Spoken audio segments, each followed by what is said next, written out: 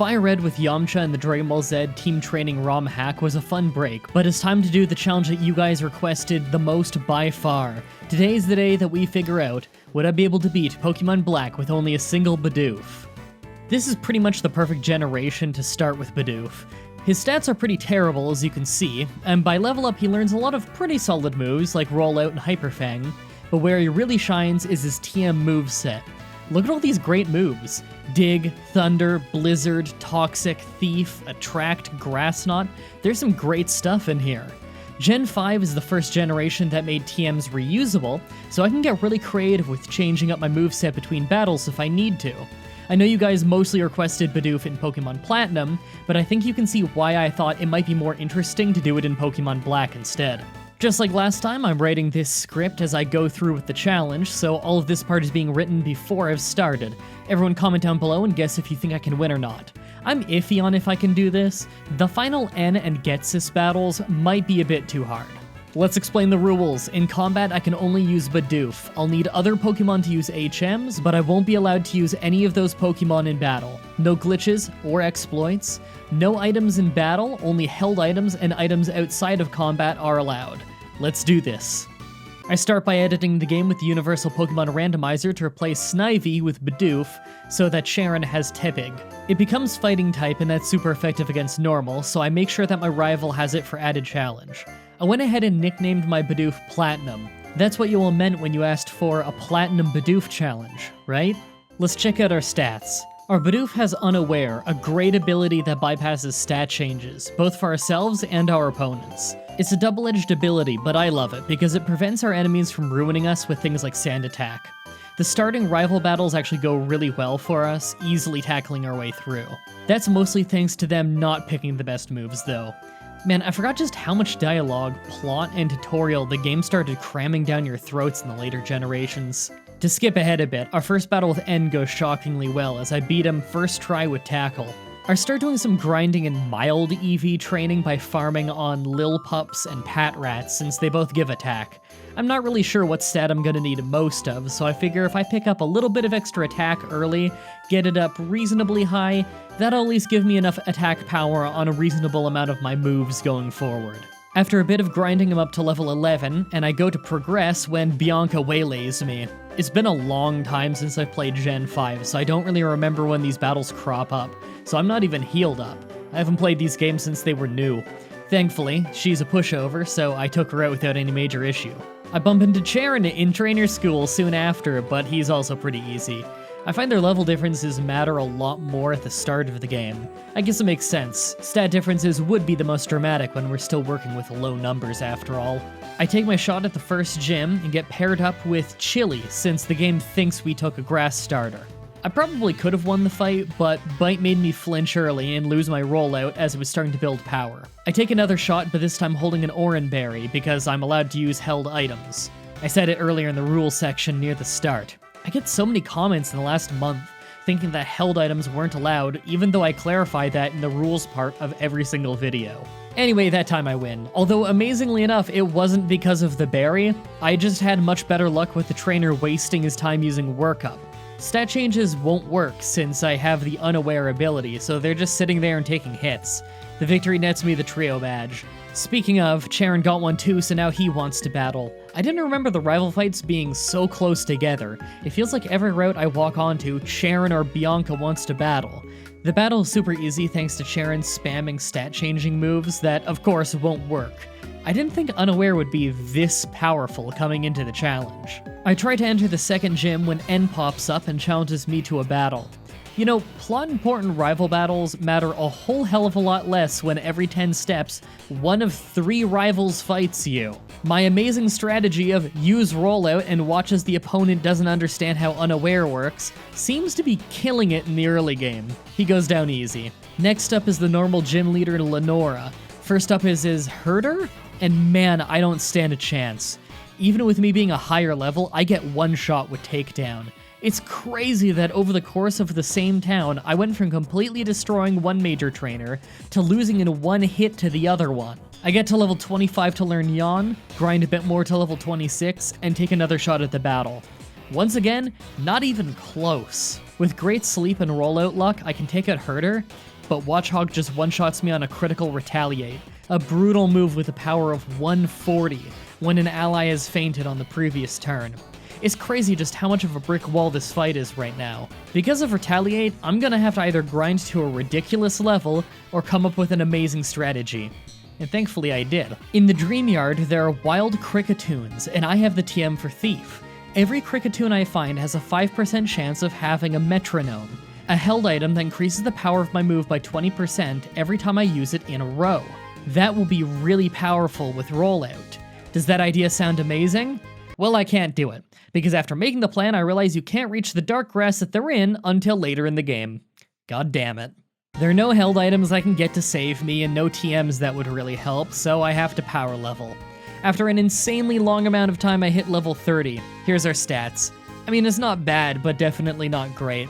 I can see why everyone warned me that Generation 5 has terrible experience gains. I go after the gym leader again, and she fights like an idiot.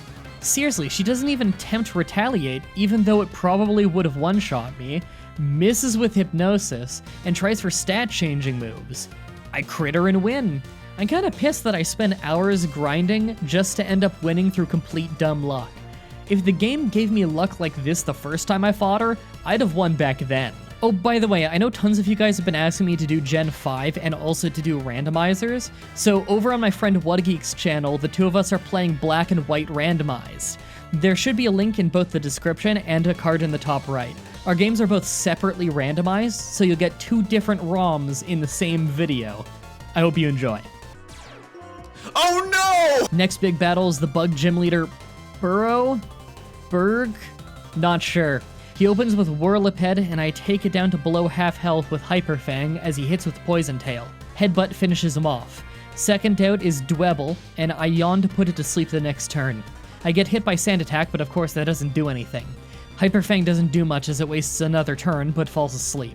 I finish it off with Headbutt and Hyper Fang.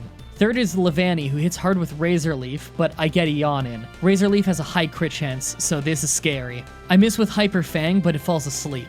Even with it asleep, I get astonishingly bad luck, and miss with so many Hyper Fangs that it hits me with another Razor Leaf. If that had crit, I'd have fainted. I hang on with 5 health and finish the fight with a Hyper Fang.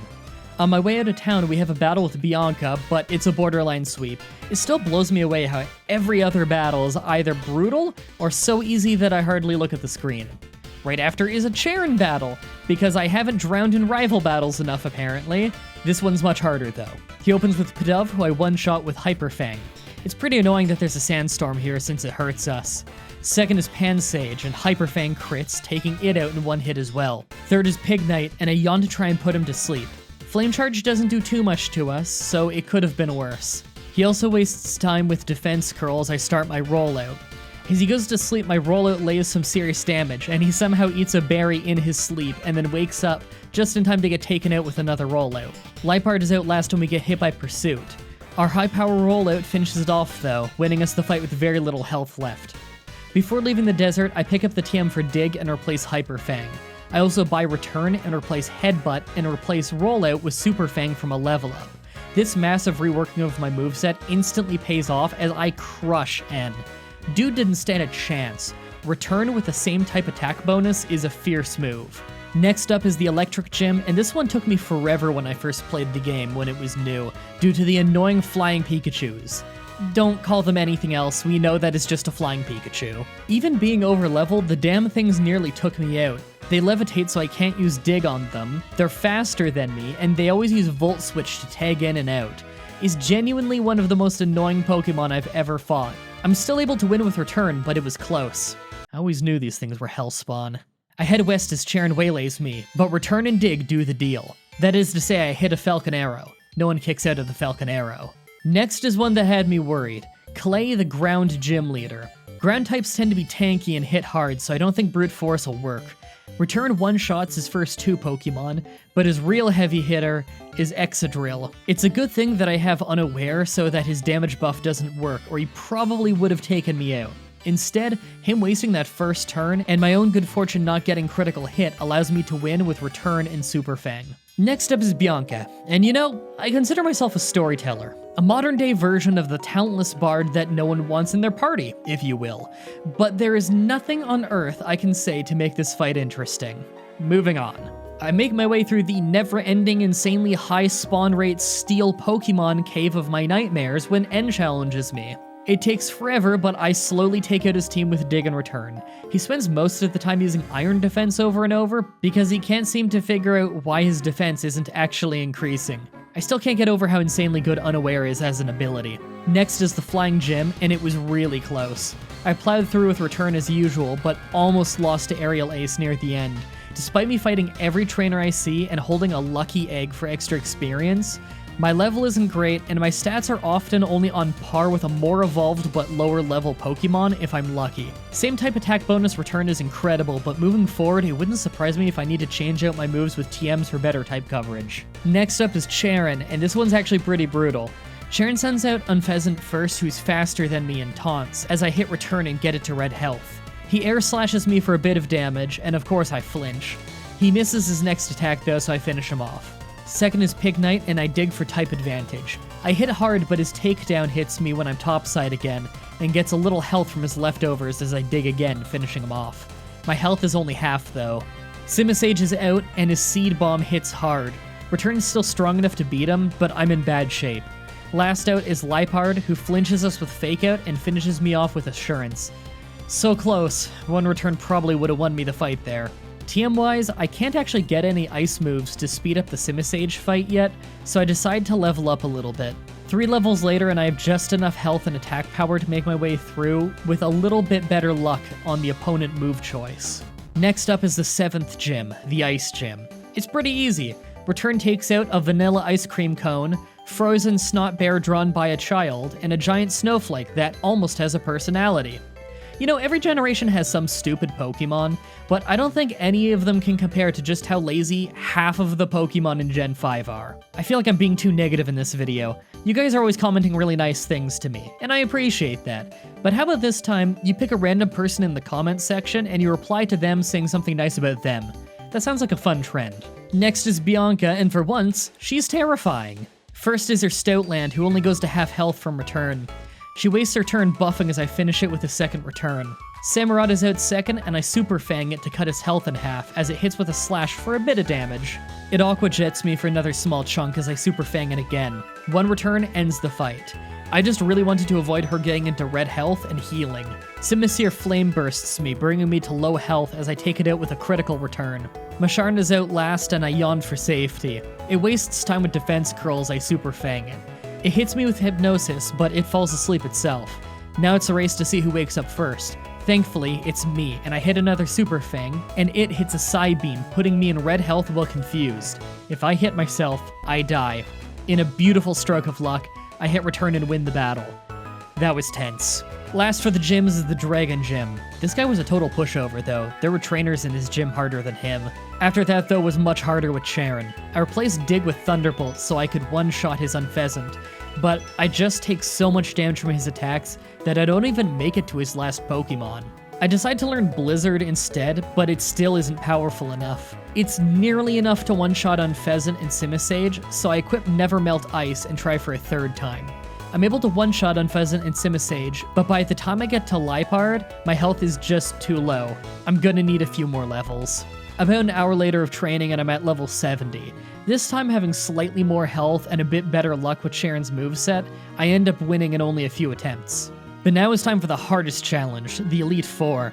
Just making my way through Victory Road made me run into multiple trainers that could take me out with the right moves. So it's time I finally get to level 100. I don't stand a chance otherwise. This grind is brutal. I asked you guys on Twitter for the best pre-Elite Four grinding spot, and I saw a lot of good answers, but the unfortunate truth is, there's no real great spot. Some are less painful than others, but no matter what, it's gonna take me a lot of time, and that's always a bummer since it delays the making of the video. It doesn't help that I could only find 9 rare candies, and I hadn't thought to use Experience Share to level up some Pokemon with Pickup to get me some extras this time. It took a day, but I reached level 100. Here's our stats, and they're pretty dire. Aside from our health and maybe our attack, these stats are terrible. There are easily going to be Pokemon in the Elite Four with stats higher than us despite us being level 100. Thankfully, your level does help you a little bit with attack power, but that doesn't help with the rest of our stats. It will still kind of be a glass cannon. Make your last guesses. Can I beat the Elite Four? Let's give it a try. Let's start with the easiest first. Caitlyn, the Psychic Trainer. Between the 120 power of a max friendship return, the same type attack bonus, Silk Scarf giving us another 20%, and our passable attack stat, we sweep her whole low defense team like it's nothing. Marshall, the Fighting Trainer, could probably one-shot us with any of his Pokemon if he critical hits, but he doesn't actually have a very tanky team, and we're a bit faster, so we sweep him too. Sock's endurability elongates the fight by a lot, but we still win without much trouble. Third is Dark Trainer Grimsley, and this one's harder. It starts off with me sweeping through Scrafty and Crocodile, but Bisharp is an issue. Not only does he hit hard, but he resists return, and Grimsley keeps healing him. By the time we beat him, we're deep into red health. Last is Liepard, who we thankfully one-shot, winning the fight. If he had just used one more full restore, or had Liepard use Fake Out, we would have lost. We saved the last for worse, though, with Ghost Trainer Chantel. I replaced Blizzard with Thief. It's weak, but it's dark type and physical, so it's our only real choice. It'll hit about as hard as Blizzard, but more often. I also equip Scope Lens for more critical hit chance, and replace Return with Thunderbolt for more power points, since we can't hit with normal moves anyway.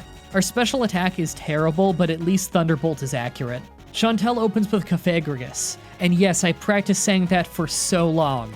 I hit hard with Thief, but its mummy ability disables are unaware.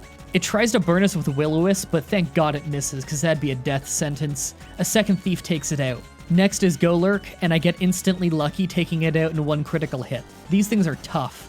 Chandelure is next, and I make the mistake of using Thief, as its flame body burns us, cutting our attack in half and hurting us as it hits us hard with a Fire Blast. I finish it with Thunderbolt, and we go below half health. Last is Jellicent, and we have to use Thunderbolt since our physical attack power is weakened from burns. It hits hard with Surf, and our burn does a lot of damage, bringing us to 13 health. A second Thunderbolt ends it. I can't believe I had that good of luck on my first try at this fight. Next is an ungodly long amount of dialogue and cutscenes. Have you ever tried to run from Reshiram before? It's hilarious how the game basically says, "Hey idiot, catch it."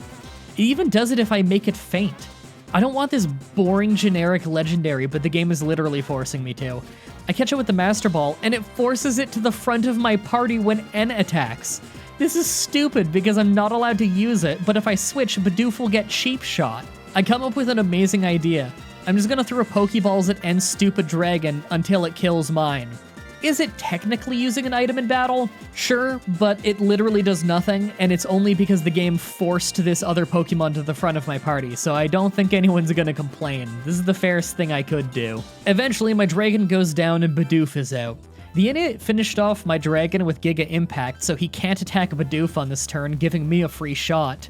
Return brings him to red health, so he wastes his full restore as I bring him back down to low health again, and then feint him on the next attack. I'm so annoyed with the cutscenes in the game at this point that I actually go to sleep and pick up the fight the next day, as you can see from the clock on the touchscreen. Now, look at his team.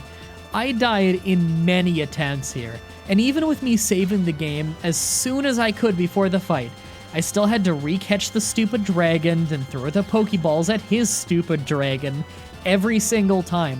So there's no way to make the repeated attempts interesting, other than showing you the payoff. The most stupidly lucky fight I've ever had in a Pokemon game. This is a comedy of errors. So let's skip to when the dragons are already down and I'm fighting the actual threatening team. First is Zorak pretending to be Klinklang. His Focus Blast easily took out half my health on most of the failed runs, but he misses. Return takes him out in one hit as Illusion fades. Third is the real Klinklang, and I tried to brute force it with Return. He misses with Metal Sound, as if it'd do anything, and Return finishes him off. Fourth is Vanillux, who goes down in one Return. Fifth is Korakosa, who survives Thunderbolt thanks to his Sturdy ability, but he misses Stonehenge, and I finish him with Return. Next is Archipos? No idea.